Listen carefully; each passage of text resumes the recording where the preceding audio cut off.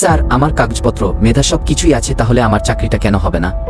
কারণ তুই মুক্তিযোদ্ধার বংশধর না, তাই তোর চাকরি নাই। কেন স্যার, কেন শুধু মুক্তিযোদ্ধার নাতিপুতিরাই চাকরি পাবে? মুক্তিযোদ্ধাদের নাতিপুতিরাই পাবে না, তাহলে কি রাজাকারের নাতিপুতিরাই পাবে? মুক্তিযোদ্ধাদের নাতিপুতিরাই পাবে না, তাহলে কি রাজাকারের নাতিপুতিরাই পাবে? তাহলে কি রাজাকারের নাতিপুতিরাই পাবে?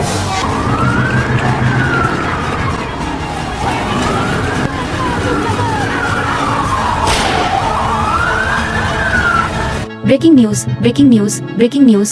বাংলাদেশের সকল স্থানে চলছে শিক্ষার্থীদের এক দফা আন্দোলন। এই আন্দোলন বন্ধ করতে হাসিনার পা চাটা কুকুর তথা পুলিশ গুলি চালাচ্ছে। চলুন দেখে আসি হাসিনা কি বলে। শেখ হাসিনা পালিয়ে গেছে, শেখ হাসিনা নাই, শেখ হাসিনা চলে গেছে, শেখ হাসিনা পালায় না।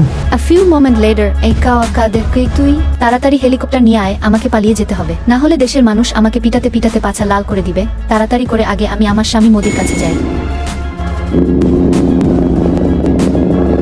অবশেষে দেশের জঘন্য সরকার দেশ ছেড়ে পালিয়ে গেছে। কোথায় পালিয়ে গেছে? নিশ্চয়ই তার স্বামী মোদির কাছে গেছে। মোদি কি হাসিনাকে বউ হিসাবে মেনে নিবে নাকি নেবে না? চলুন দেখে আসি লাল মিয়ার রিপোর্টে। ক্যামেরাম্যান সোনা মিয়ার ডেস্ক রিপোর্ট।